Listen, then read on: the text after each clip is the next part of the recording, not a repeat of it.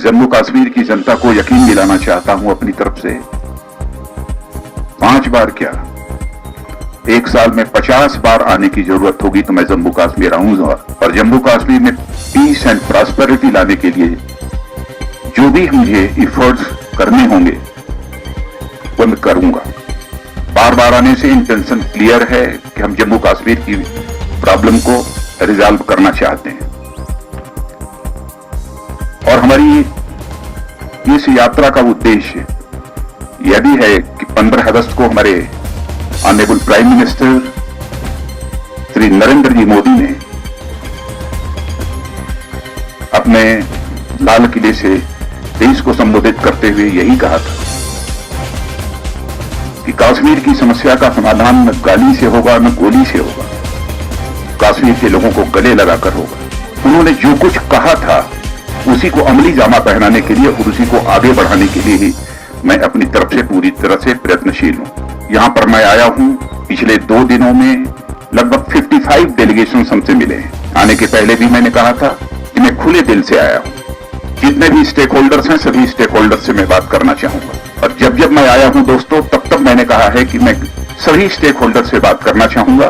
कोई रिजर्वेशन दिलो दिमाग में रख कर नहीं आया हूं और यहां के हालात को समझने के बाद मैं इस नतीजे पर पहुंचा हूं कि पहले से स्थिति काफी बेहतर हुई है। हालात दिनों दिन बेहतर हो रहे हैं।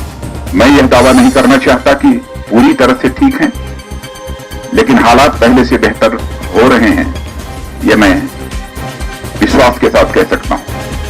हर युवक और युवती के चेहरे पर हम हंसी देखना चाहते हैं, मुस्कान देखना चाहते हैं, खुशहाली देखना चाहते हैं। यह हमारी तमन्ना है।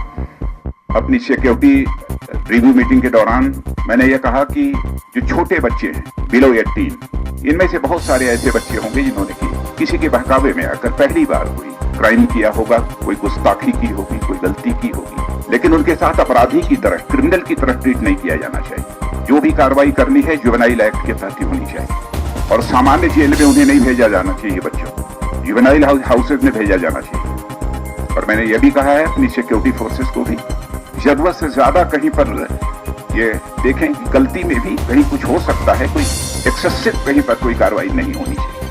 दहशतगर्दों ने कश्मीर की कई पीढ़ियों को बर्बाद किया है, दहशतगर्दी के कारण बर्बाद किया है और यकीनन हम एक और पीढ़ी की जिंदगी को किसी भी सूरत में खराब नहीं होने चाहिए। टूरिज्म इंडस्ट्री की हालत भी काफी बिगड़ चुकी है, भारत में ही नहीं सारी दुनिया में मैसेज चला गया कश्मीर के हालात ठीक नहीं है, इसलिए कश्मीर में टूरिज्म के पर्पज से नहीं जाना चाहिए। और कश्मीर के हालात को देखने के बाद मैं भारत और दुनिया के सारे जितने टूरिस्ट हैं और जितने टूरिस्ट ऑर्गेनाइजेशंस हैं, मैं उनसे अपील करना चाहता हूं, कश्मीर के लोग आपका इस्तकबाल करने के लिए तैयार हैं।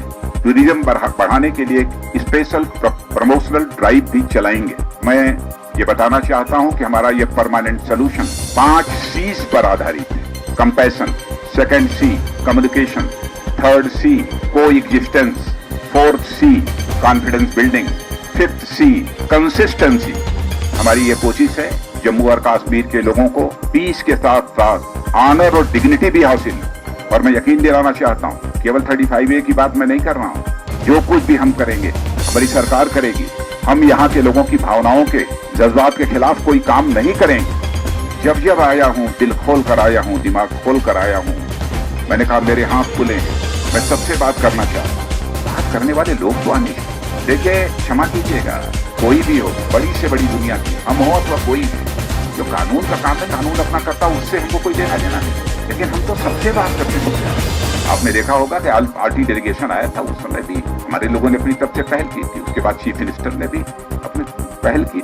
ये कोई नहीं कह सकता कि हमने कभी मना किया हो कि हम किसी से बात नहीं करें। मैं कई बार इसको क्लैरिफाई कर चुका हूँ और मैं अपने प्रेस के मित्रों को भी कहना चाहूंगा कि मेरा यह संदेश नीचे तक जाना चाहिए और आपके माध्यम से ही आ सकता है। मैंने आपसे पहले कहा कि जितने स्टेक होल्डर्स जो भी मुझसे बात करना चाहेंगे मैं सबसे बात करूं। मैं कितनी बार कहूंगा, किन लफ्जों में, आप मुझे बतलाइए मुझे क्या करना चाहिए। मैं सबको इनवाइट कर रहा हूँ पॉलिटिकल प्रोसेस, मैं तो सबसे कह रहा हूँ, कोई ये कहे तो कि मैं बात करना चाहता हूँ। क्राउड कंट्रोल के लिए अथवा लॉ एंड ऑर्डर को इंश्योर करने के लिए कभी कभी कुछ कार्रवाई करनी पड़ती है, लेकिन पेलेट गन का प्रयोग न हो, यह मैंने परामर्श भी किया था लोगों से, क्या हो सकता है, तो लोगों ने बताया कि पावा हो सकता, पावा इंट्रोड्यूस किया था।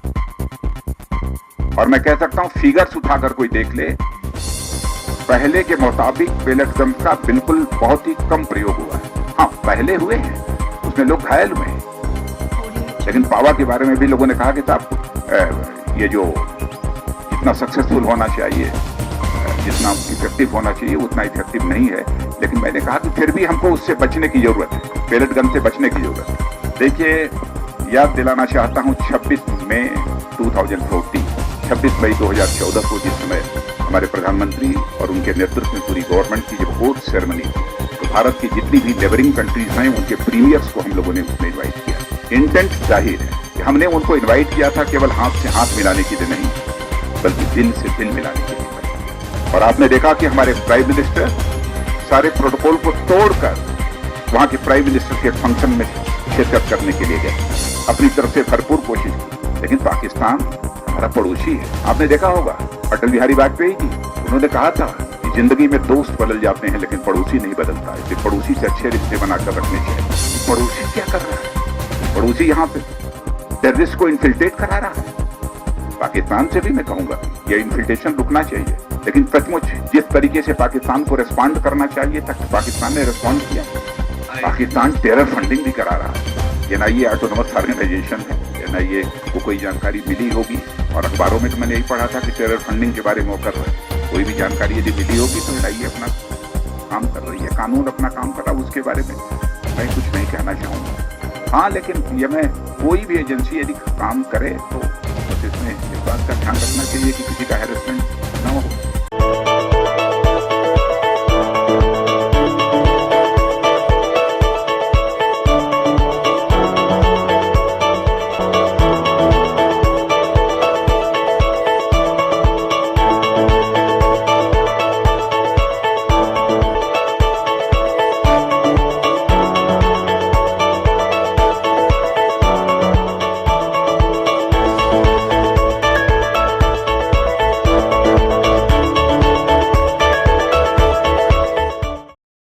This news is brought to you by Hotel CS2, where quality rules.